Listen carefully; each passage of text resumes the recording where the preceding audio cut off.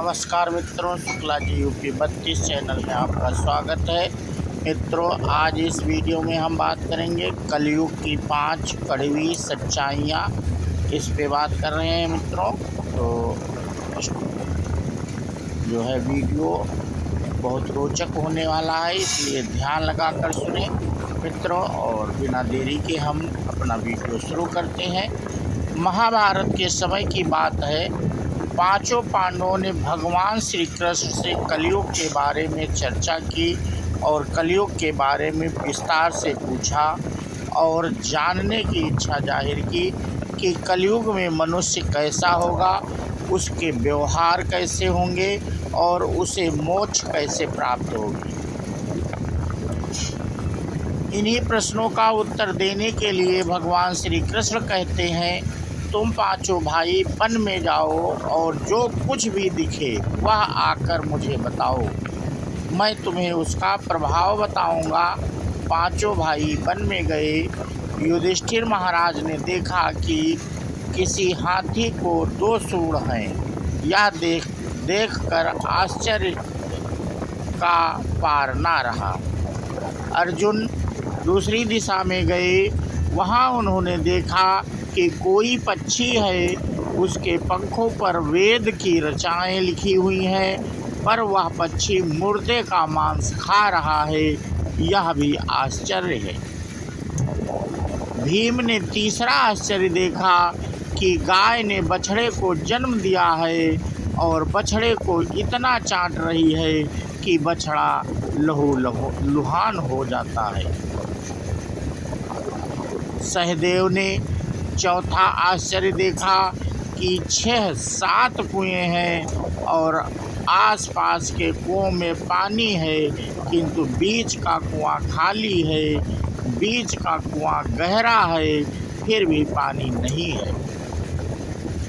पांचवें भाई नकुल ने भी एक अद्भुत आश्चर्य देखा कि एक पहाड़ के ऊपर से एक बड़ी शिला लुढ़कती आती और कितने ही वृक्षों से टकराई, पर उन वृक्षों के तने उसे रोक ना सके। कितनी ही अन्य शिलाओं के साथ टकराई, पर वह रुक नहीं सकी। अंत में एक अत्यंत छोटे पौधे का स्पर्श होते ही वह स्थिर हो गई। पांचों भाइयों के आश्चर्यों का कोई पार नहीं। शाम को वो श्री कृष्ण के पास गए और अपने अलग अलग दृश्यों का वर्णन किया। युधिष्ठिर कहते हैं, मैंने तो 2 सूंड वाला हाथी देखा तो मेरे आश्चर्य का कोई पार ना रहा। तब श्री कृष्ण कहते हैं, कलयुग में ऐसे लोगों का राज्य होगा जो दोनों ओर से शोषण करेंगे, बोलेंगे कुछ और करेंगे कुछ। ऐसे लोगों का राज्य होगा, इससे तुम पहले राज्य कर लो। अर्जुन ने आश्चर्य देखा कि पक्षी के पंखों पर वेद ऋचाएं लिखी हुई हैं और पक्षी मुर्दे का मांस खा रहा है। इसी प्रकार कलयुग में ऐसे लोग रहेंगे जो बड़े बड़े पंडित और विद्वान कहलाएंगे, किंतु ये वह यही देखते रहेंगे कि कौन सा मनुष्य मरे और हमारे नाम से संपत्ति कर जाए। संस्था के व्यक्ति विचारेंगे कि कौन सा मनुष्य मरे और संस्था हमारे नाम से हो जाए। हर जाति के प्रमुख पद पर बैठे विचार करेंगे कि कब किसका श्राद्ध है। चाहे कितने भी बड़े लोग होंगे, किंतु उनकी दृष्टि तो धन के ऊपर मांग ही रहेगी। ऐसे लोगों की बहुतायत होगी जो परधन को हरने और छीनने को आतुर होंगे और कोई बिरला ही संत पुरुष होगा।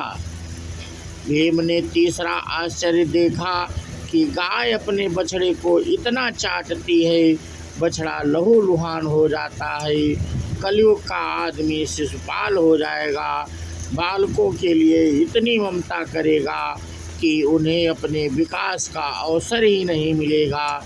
किसी का बेटा घर छोड़कर साधु बनेगा तो हजारों व्यक्ति दर्शन करेंगे, किंतु यदि अपना बेटा साधु बनता होगा तो रोएंगे कि मेरे बेटे का क्या होगा। इतनी सारी ममता होगी कि उसे मोह माया और परिवार में ही बांध कर रखेंगे और उसका जीवन वही खत्म हो जाएगा। अंत में बेचारा अनाथ होकर मरेगा।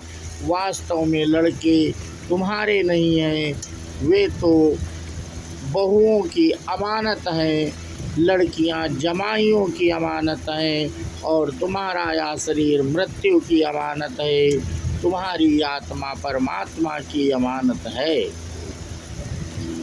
तुम अपने शासंत संबंध को जान लो बस। सहदेव ने चौथा आश्चर्य देखा कि 5-7 भरे कुएं के बीच कुआं एकदम खाली है। कलयुग में धनाढ्य लोग लड़के लड़की के विवाह में, मकान के उत्सव में, छोटे बड़े उत्सवों में तो लाखों रुपए खर्च कर देंगे, परंतु पड़ोस में ही यदि कोई भूखा प्यासा होगा तो यह नहीं देखेंगे कि उसका पेट भरा है या नहीं। दूसरी ओर मौज में शराब कबाब, फैशन और व्यासन में पैसे उड़ा देंगे, किंतु किसी के 2 आंसू पोंछने में उनकी रुचि ना होगी और जिनकी रुचि होगी उन पर कलयुग का प्रभाव नहीं होगा, उन पर भगवान का प्रभाव होगा।